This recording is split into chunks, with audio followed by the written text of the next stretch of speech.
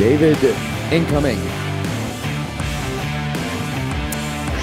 Testing for volume. Sounds good. Excellent. All right. Let's just get everything ready here, and then we are ready to take off. Yeah. Just let us know when we're live, and we'll get started. A little bit higher, like this. Okay, great. I'm going to turn down the volume just a touch. Okay. Yeah, you can hear me okay? I can hear you, man. Fantastic. Alrighty. So if anybody can give us a sign when we go live, then that would be lovely, jubbly. Topsy-turvy.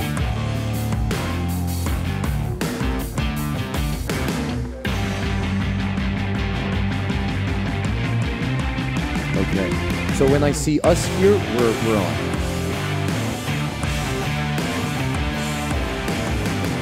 So when I see us here,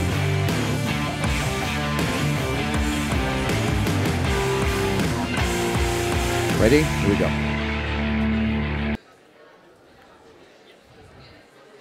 Okay. Hello there, MIPCOM.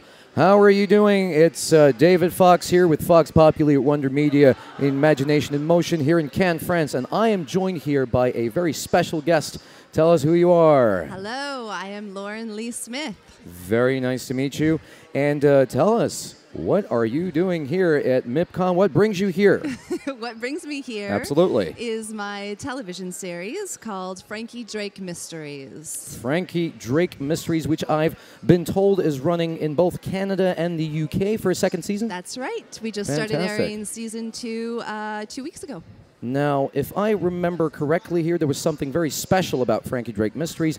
What is its unique selling proposition, if you will? Well, our show takes place in the early 1920s, and it is a female-driven show about a young woman, Frankie Drake, who is the first female private detective in Toronto. And her, along with her gal pals, they cruise throughout Toronto and they take on the cases that the police perhaps don't want to take on, or perhaps the cases that people don't want the police to take on. Okay, I see. Now, obviously, this is massively relevant when it comes to a discussion of, let's say, gender-based diversity and actual fair representation in not just media and entertainment, but beyond, because your character, at least, is, of course, is exercising a profession that theoretically, well, traditionally rather, is almost all the time associated with hypermasculinity. Yes, that's So right. you are kind of a very revolutionary role model, huh? Yes, this character is incredibly iconic. It's part of the draw for me. But,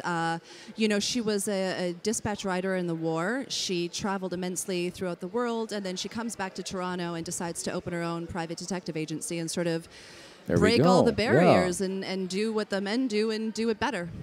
And if I just think for a moment, I mean, I'm not a historian by any means here, but I'm not going to pretend I am. But if I think about the 1920s, we're obviously in the age we call the Roaring 20s, right? So it's a time where basically women are embracing a new facet of their identity. Could you tell us a bit about the relevance of that historical background? Yeah, it's true. I think, you know, based on women's efforts during the war, now there's this sort of new sense of freedom and this new sense of sexuality, and women wanted to have fun. Women wanted to dance and have sex and and work, and not just sort of stay at home and care for the children. They wanted to be out in the workforce and taken seriously. And I think, you know, this is it's still very relevant in 2018. We're making headway, but yeah, it's an important topic. Absolutely. And I think the key icon here that you're identifying is what we call the flapper. The flapper era. The infamous flapper.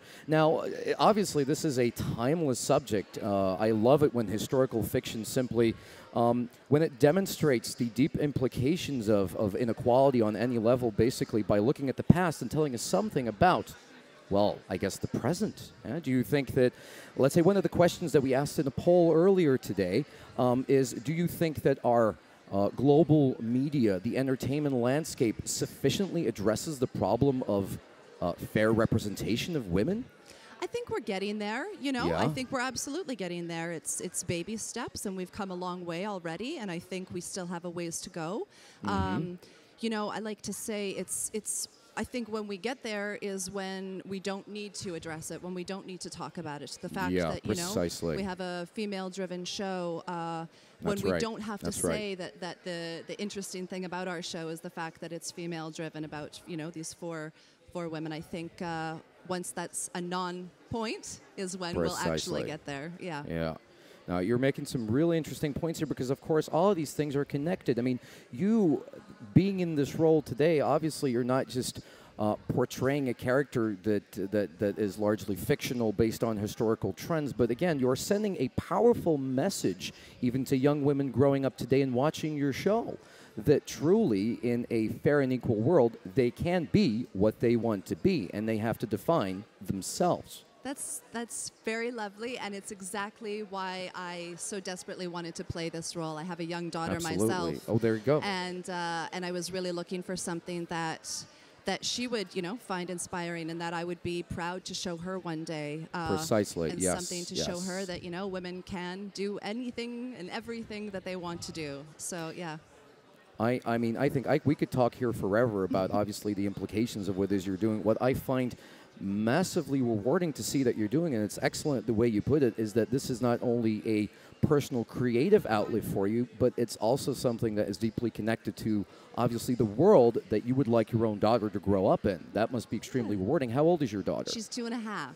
She's still very young. She's not old enough to watch yet, but yeah, you know, it's important to me that, you know, TV right now is very, and don't get me wrong, I like it, but there's a lot of heaviness, a lot of dark television, and it's all beautifully done. But what I love about our show is that it is very light, and it's very family friendly, and you can sit down and watch it with the whole family, and I think that's still very important. You are, obviously you're blessed with a more global reach. This is not a controversial program in terms of tone, but it is controversial in the ways that we've explained. So actually, it's there's a little, the potential is of course huge. That's right. That's the hope, anyways. Yes. Can I ask you, how did you get involved in acting yourself? So I got involved in acting when I was 7 years old, and I watched a little film called Labyrinth by Jim Henson. David Bowie and Jennifer Connelly inspired me, and I remember sitting down in front of the TV and telling my mom, I want to do that. I want to do what they're doing. Puppets essentially brought me into the acting world, yes. Yeah, well, they are a form of escapism, and of course they appeal to the imagination, as do, of course, detectives.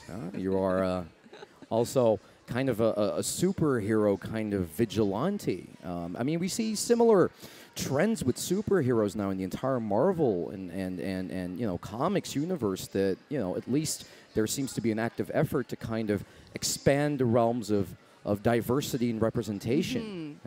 Yeah, it's true. One of the things that I love in particular about Frankie is that she, you know, she doesn't use any gimmicks. She uses her knuckles. She's a boxer. She rides a motorbike. And that's, it's like good old-fashioned fighting. Yeah, so she is upsetting, you know, the entire gender stereotype mechanisms that we've all grown up with.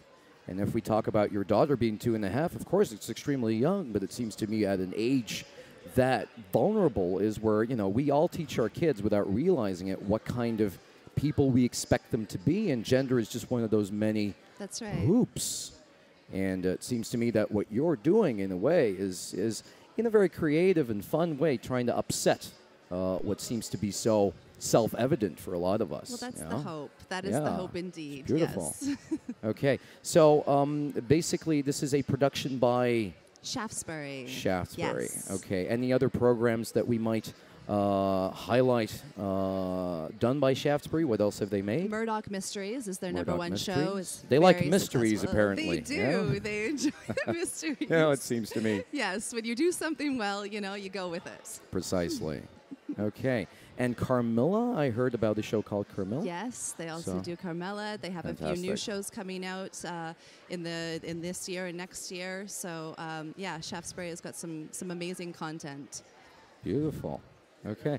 Well, I can tell you, this is such an exciting interview because these are things that people are talking about today. I mean, it ties in with not just what we produce in terms of content, but the entire Me Too discussion, which addresses, of course, deeply rooted inequities within the power structures that, of course, create our media landscape. These are things that are just massively relevant right now, and Absolutely. I hope that we can use that momentum to actually challenge these dimensions. Exactly, to keep before moving people forward. stop caring. That's right. We need to sort of, exactly like you said, use this momentum, keep the conversations going, keep people talking. Precisely. And I think, yeah, that's the most important thing we can all do right now.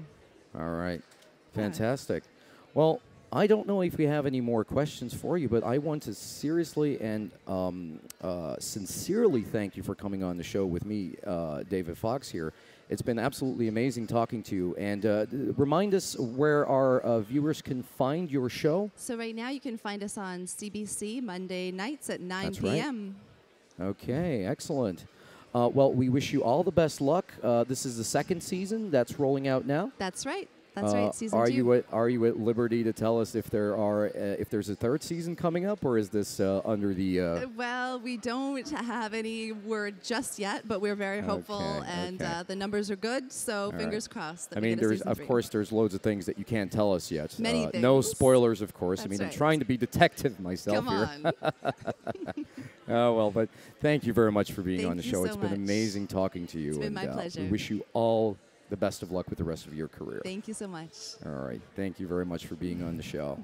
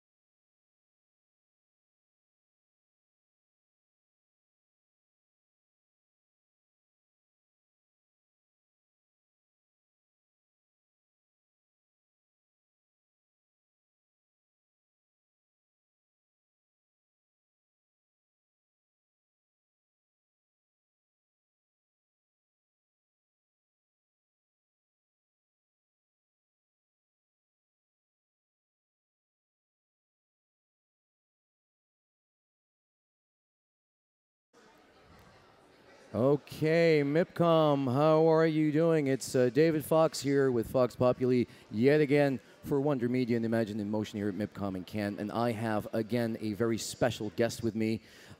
If we can just zoom out for a second. Very special guest. Please introduce yourself. Hello, I'm Kate Beal from Woodcut Media. Well, nice to meet you, Kate. And tell us again, what is the name of your company? We're Woodcut Media, and we're a UK-based production company. Fantastic. Now, basically, we just had a lovely interview with an actress in what is essentially a female-dominated cast series, and there is something quite striking about the structure of your company, of which you are the CEO. Could you tell me what that is? Well, I think inherently we are a diverse company. We didn't set out to be diverse. I think the fact that I, as founder, I am a woman, I state in the obvious, but we perhaps attract a different, more open approach to hiring people. And if you look at our top 4 senior managers, 50% are female, 50% are male. So we are very equal in that way. We're not in any way looking to be all female or all male. Yeah. We are looking to be equal and share that. But also not just that, 25%, one of those 4 senior managers is a person of color. So in terms of diversity, it's not just about gender, it's also about heritage. And I think that then filters through to the rest of our company, of our senior editorial team, to our post-production unit, to our production teams. They are people of all sorts, all varieties, everyone. And that's because I think looking at it from a role model point of view, the role models at the top of the company are naturally diverse. Now, you've touched upon a few absolute key topics here that we briefly, previously touched upon in the previous interview, and I have to say, isn't it profoundly sad that what you've just explained so beautifully normally about your own company seems like a total exception in today's media landscape? Well, this is the thing, and this is what strikes me, is actually we only did look at ourselves in the last few months because a lot of the diversity discussions, and we've been interviewed quite a lot about diversity, and we hadn't really realised that we are quite unusual, where we should not be unusual. We should I be completely the standard. agree. And we haven't done this on purpose. It's just because of, if you are a type of... It's grown organically. It's grown organically, and we attract normal people from different backgrounds. Precisely.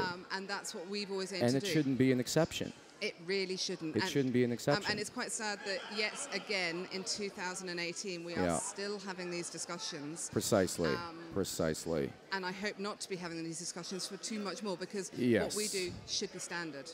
No, I completely agree. And it's, I mean, kind of the trap to fall into here is that what you are basically doing and portraying, again, so lucidly as what should be self-evident becomes kind of a novelty item for, you know, for, let's say, the entire establishment to gather around and say, oh, ain't that lovely, and then just continue with business as usual, because there is an institutional problem, isn't there, with not just representation in the media of true diversity, but also where the actual power lies, it seems to me. I think that's the thing. I think it's where the power lies, and also the ability of our teams to be able to have their voices heard. So even in our company, which we, you know, say, yes, we're diverse, and yes, we are a good example, even we have to look at ourselves with a very critical lens always to make sure that we are doing exactly what we should do, and that we are letting our team's voices be heard. And if there is a problem, just because we think we're brilliant,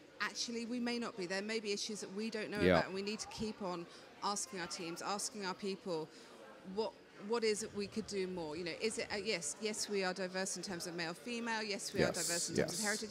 Actually, we're probably not that diverse in terms of economic diversity. We probably do have a high proportion of people who've gone to university, have had their parents support them in the early years of their career. Which, you know, as we all know, it's very tough in the television industry to get that first job and to get that first job paid. And if you're not economically in a position to do that, it's really tough. So we are still looking at ourselves saying, actually, we're not there yet. We are doing well.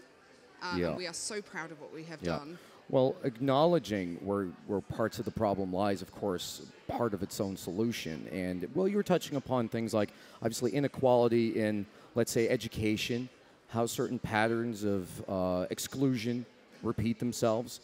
But, again, it's just so striking to me that everything that you're saying to me makes total sense, but these are things that yet persist. And I mean, this brings us obviously to a very, very controversial issue, which is, of course, the Me Too debate, which is a not just even a core issue within the entertainment industry, but why does this persistent phenomenon of abuse of power and all these gruesome testimonies, what makes it so pernicious a problem inside the entertainment industry?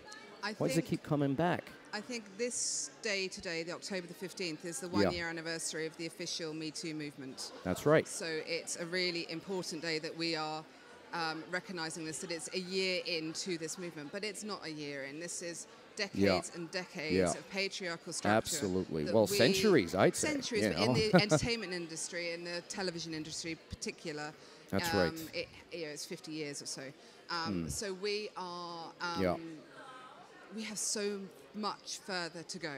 We have so much further to go, but it is worth... That's right.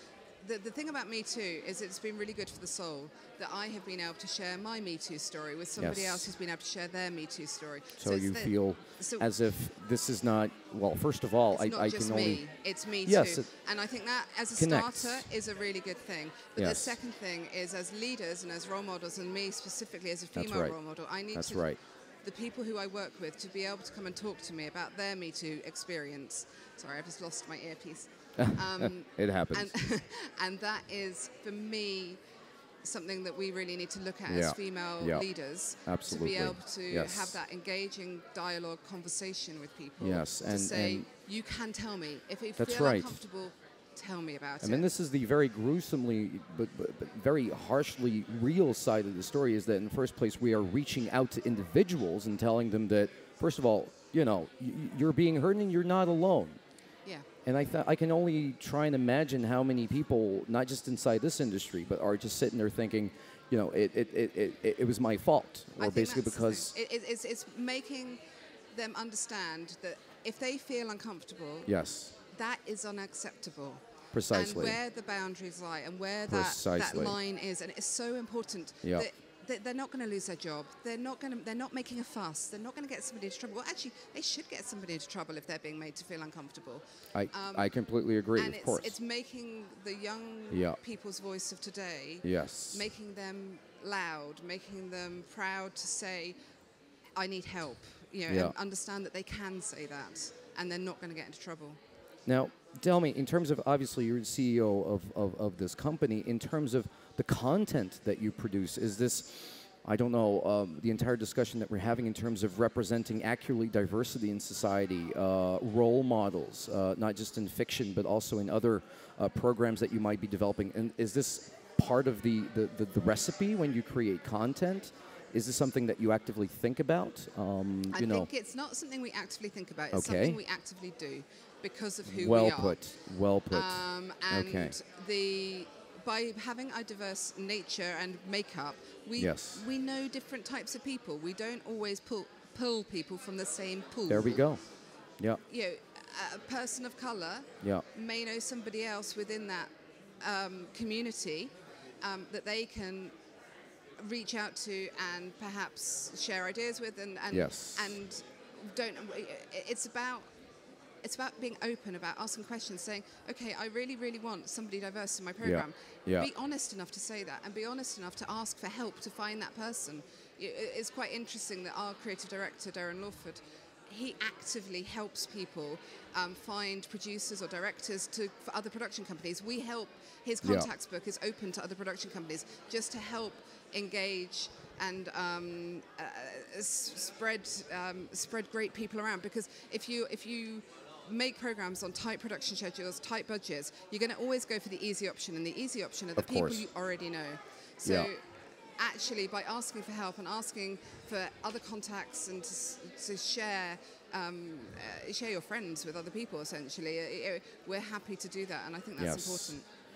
I think what you're really telling me there is that the key is really just broadening access and connecting, right? Is you are opening up networks, not just of power of creative, pools of creative talent, and really putting the talent where it belongs to be, where it deserves to be, you know, regardless of background or gender or ethnicity. And that still seems to be such a, well, such a recurring problem. But if that's what you're doing, I think it's extremely noble. And this is something that should be evident. And this is really where where it pains me to say that it isn't.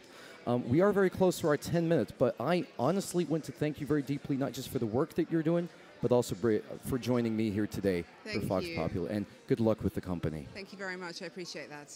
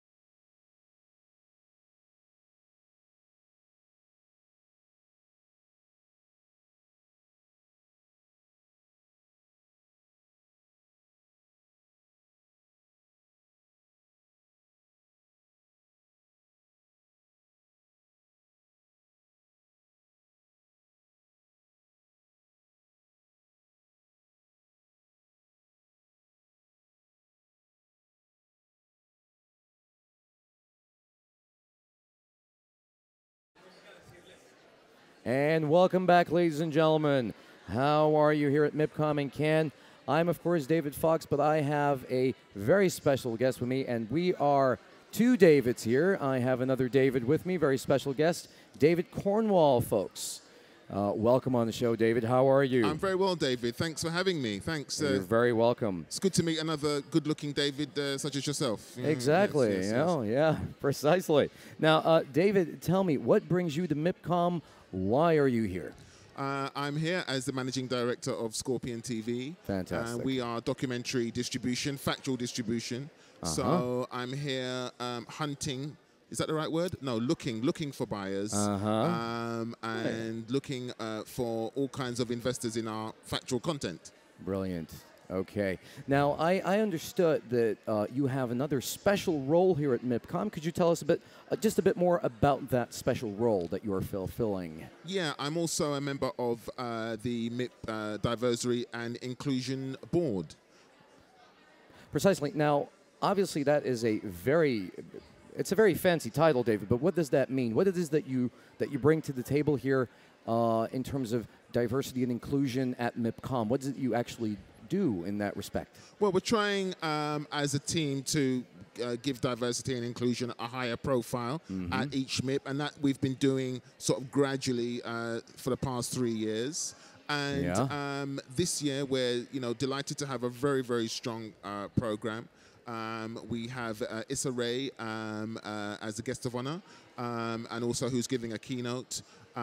We have a diversity lunch, which is a buffet lunch being held tomorrow. And then the piece de resistance is the Diversified TV Excellence Awards, which it's quite a mouthful. Well, it is, but its aim is to really highlight outstanding programs that have been championing diversity throughout the last 12 months. So I'm guessing that the programs or the companies that actually, actively put their shoulders underneath fair representation of diversity in terms of content, they are rewarded. They're put in the spotlight for this. So there's actually an incentive that's created.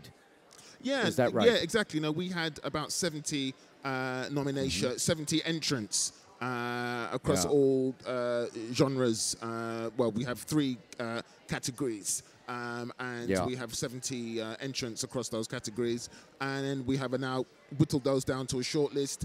And each year the buzz keeps growing. High-profile companies want to be attached to it, and it just keeps getting bigger and bigger each year. So we're very excited. Well, I'm pleased to hear it. And does this, according to you, does this actually reflect a shift in mentality in the great entertainment industry? Is diversity something that is more actively embraced? Is this something that is definitely changing in the world around us? Well, I mean, one of the categories is in disability. And we have an award for disability in representation of disability in scripted and in unscripted content. Right. And the level of entrance, the quality of the entrance has been really, really fantastic. Some really innovative content that we, let's be honest, we haven't seen a lot of disability content over the years, and now we have a category that's championing at MIP, and we're really, really proud of that. Yeah.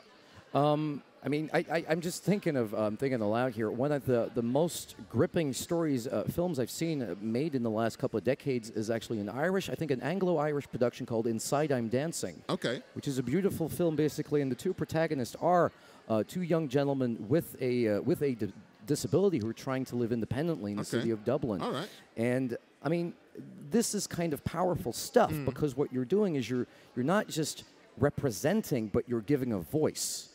Right, and you are also, obviously, I mean, the extent of the influence of the entertainment industry, of the formation of, well, I guess the understanding of the world of especially young people is crucial.